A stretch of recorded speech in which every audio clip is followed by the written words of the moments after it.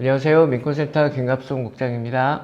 오늘 커뮤니티 액션 시간에는 지난주 일요일이 9.11 21주년이었는데요. 9.11과 이민자 커뮤니티의 관계에 대해서 과연 9.11이 어떤 영향을 미쳤는지 그거에 대해서 좀 설명드리는 시간을 갖겠습니다. 아시다시피 9.11 테러로 거의 2,977명이 목숨을 잃었는데요. 한인 희생자도 21명이나 있었습니다. 그리고 라틴계 희생자들까지 합하면은 300여 명이 넘어서 전체 희생자의 10% 이상이 이민자였습니다. 특히나 이제 월드 트레이드 센터에 라틴계 봉사단체에도 들어가 있었고, 그 다음에 또 유명했던 식당이 있죠. 윈도우즈 오브 더 월드라고. 거기에서도 이민자 직원들이 40여 명이나 있었는데, 그분들이 모두 희생이 됐습니다. 그런데 또 한 가지 저희들이 잊지 말아야 될 게, 이 숫자가 제대로 잡히지 않는 서류 미비자들도 상당수가 있었습니다. 나중에 공식적인 통계로는 60여 명으로 이렇게 나왔는데, 이 서류 미비자분들이 가족이 거기서 없어지거나 실종되거나 희생을 당해도 신분 문제 때문에 제대로 나서지를 못해가지고 숫자가 제대로 파악이 되지 않았어요. 그래서 60여 명 숫자가 파악된 사람들 중에서도 이 가족이 직접 나서서 그 사실을 밝힌 경우는 10여 명밖에 안 될 정도로 그렇게 이 서류 미비자분들이 목숨을 잃었음에도 불구하고, 그래서 그분들 같은 경우는 우리 한인 희생자 21명, 그 외에 모든 희생자들이 지금 9.11 박물관에 이름이 새겨져 있는데 이름조차 새겨지지 못한 분들이 있다는 사실을 우리가 좀 알고 있어야 될 것 같습니다. 그 다음에 이 테러 사건이 터진 후에 이민자 커뮤니티는 사실 엄청난 어려움을 겪게 됐죠. 그러니까 이제 정부가 이 테러 방지책으로 전국적으로 이민자들에 대한 단속을 강화하면서 아시다시피 지금 국토안보부라는 데가 있잖아요. 국토안보부가 무려 직원이 17만 명에 달하는 엄청난 공룡 조직인데, 그 조직이 바로 9.11 테러가 일어난 후에 만들어진 거예요. 그리고 그 국토안보부 산하에 이제 이민세관 단속국이라는 데가 새로 생겼습니다. 그전에는 이민국이라는 하나의 이름으로 그 이민국이 단속 업무와 서비스 업무, 영주권 서류 처리, 시민권 처리 등을 같이 했었는데, 이 9.11 테러 사건을 계기로 이 국토안보부가 신설되면서 그 산하에 이민서비스국과 이민세관 단속국이 따로 생겨서, 그래서 이제 저희 이민자 커뮤니티에는 굉장히 악명이 높은 이민세관 단속국이 이제 약칭 ICE라고, 그게 이제 새로 생긴 거예요. 그래서 지금 이민자 권익단체들이 이 아이스의 횡포가 너무 심하다, 그래서 이제 이 아이스를 없애달라는 요구까지 할 정도로 그런 상황인데요. 그 기관이 그때 생겼던 겁니다. 그리고 이 9.11 테러 이후에 우리 한인 사회에서도 바로 다음 해인 2002년에 한인이 523명이 추방이 됩니다. 이거는 그 전해에 비해서 무려 2배나 숫자가 늘어난 거예요. 그러니까 단순히 테러범들을 잡는 일뿐 아니라 서류 미비자 단속 작전이 훨씬 더 강화됐기 때문에 일어난 일이죠. 이게 이제 이런 반이민 정책이 하나의 큰 흐름이 돼서 이민사회에 이제 부정적 영향을 미쳤고요. 그러니까 저희들 생각에 물론 이제 테러는 철저히 방지해야죠.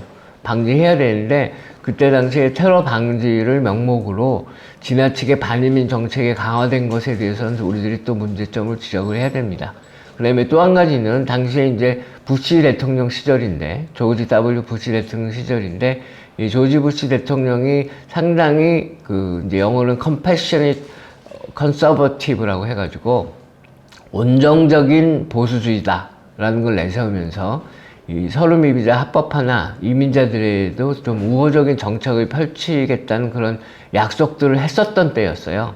그랬는데 이 테러 사건이 터지면서 그게 말끔히 없어졌죠. 말끔히 없어지고 그 이후로 지금까지 여전히 21년이 지난 현재까지도 서류 미비자 합법화도 이루어지지 않고 이민법 개혁도 이루어지지 않는 그런 영향을 9.11 테러 사건이 또 미쳤던 거죠.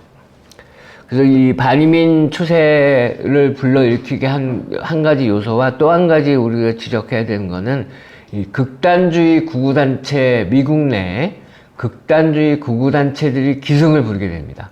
그러니까 외국인에 대한 적개심, 이민자에 대한 적개심을 가진 단체들이 이제 과거 오래전서부터 있어 왔던 백인 우월주의 단체들이죠. 이 단체들이 이제 뭐 KKK라든지 그 이후에 새로 생긴 여러 단체들이 미국 내에서 폭력적인 테러를 일으키는 게 아주 급증했습니다.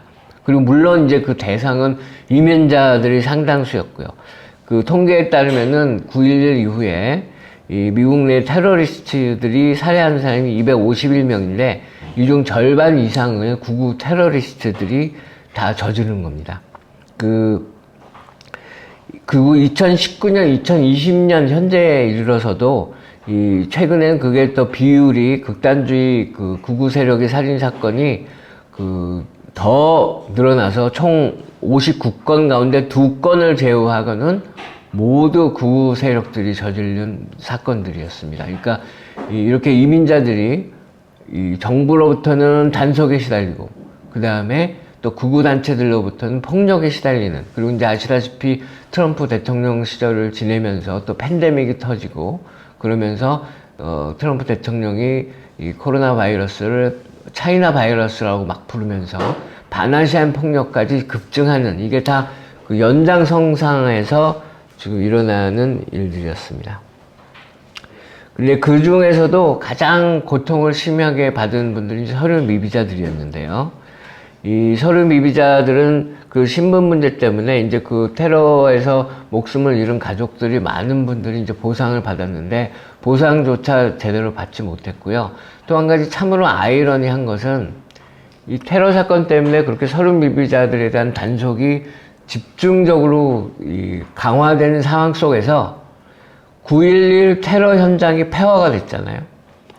그거를 치우는 작업은 거의 대부분 서류 미비자들이 또 했습니다. 왜냐? 아무도 거기 가서 일을 하려고 하질 않아요. 왜냐면 완전히 오염된 지역이고, 거기다 건물들이 옛날에 지어지고 한 거라 그래서 이 석회라든지 이런 각종 폐에 엄청난 악영향을 미치는 그런 오염 물질들이 잔뜩 쌓인 곳을 치워야 했는데, 미국 시민들이 그걸 가서 치우질 않아요. 누가 거기 가서 일을 하고. 그러니까 결국에는 서류 미비자들이, 그것도 숫자가 제대로 안 잡히는데 1000명에서 2000명 정도가 그 현장에 가서 또 그 수습 작업을 했습니다. 그 지금 번듯하게 이제 거기에 9.11 박물관이 세워지고 새로운 건물들이 다 들어섰는데, 그거를 세우기 위한 밑바닥 노동을 서류 미비자들 2000여 명이 가서 한 거예요. 근데 그분들이 아시다시피 당시에 그 테러 사건이 터진 그 주변에 살았거나 비즈니스를 했거나 또 그 테러 현장에 가서 일을 한 사람들이 거의 11만 명 이상이 지금 정부의 의료 혜택을 받고 있습니다. 왜냐면 그 암에 걸리거나 천식에 걸리거나 폐 이상이 온 사람들이 엄청나게 많거든요. 그래서 이 9.11 테러와 연관된 병이 있다고 해서 의료 혜택을, 무상 의료 혜택을 받고 있는 사람이 11만 명이 넘어요. 그런데 너무도 놀라운 사실은 이 폐허 현장을 치우던 노동자들 중에서는 그 무상 의료 혜택을 신청한 사람이 800명밖에 안 돼요. 그건 무슨 뜻이냐? 서류 미비자만 2000명 가까이가 거기서 일을 했는데 800명 정도만 그 무상 혜택을 신청을 했다는 얘기는 서류 미비자들은 거의 대부분 신청을 안 했다는 얘기예요. 그 이유는 두 가지죠. 하나는 이제 이 서류 미비자분들이 또 영어가 부족하고 정보가 부족하고 그래서 이 신청을 못한 게 한 가지 큰 이유일 거고요. 또 한 가지는 혹시라도 나중에 영주권 신청을 할 기회가 생기거나 그랬을 때, 또는 이걸 신청했을 때 어떤 추방 위협이라든지 이런 거에 대한 우려 때문에 이분들이 신청을 못한 거예요. 이게 얼마나 이게 아이러니한 상황이냐면, 테러 때문에 서류 미비자들이 잔뜩 단속을 당하는 상황에서 또 그 사람들이 동원돼서 테러 현장을 청소를 하고, 그리고 거기서 받은 피해에 대한 보상은 전혀 받지 못하는 그런 2중, 3중의 고통을 서류 미비자분들은 받게 된 거죠. 이 9.11 테러의 영향 때문에. 그래서 이제 저희 이민자 권익단체들은 물론 테러는 철저하게 방지해야 되고, 테러로 이 목숨을 잃으신 분들에 대한 그런 추모, 그런 거 철저히 해야 하지만, 그와 동시에 이분들을 이제 이 맨하탄의 뉴스쿨의 교수들이 이 서류 미비자들이 테러에서 받은 피해에 대한 보고서를 만들었는데 그 제목이 Invisible Victims예요. 눈에 보이지 않는 피해자들. 이분들에 대한 생각도 우리가 꼭 해야 된다는 거를 저희들은 좀 강조를 하고 싶고요. 그리고 좀 노력이 있었어요. 2017년에 조셉 크라울리 의원이라는 분이 이 테러 현장에서 청소를 하는 작업을 했던 사람들 2,000여 명에게 영주권 취득 기회를 주자는 법안을 발의를 했습니다. 발의를 했는데 아쉽게도 반이민 이 정책들에 밀려서 통과가 되지 못하고 그 이후에 전혀 진척이 없는 상황이에요.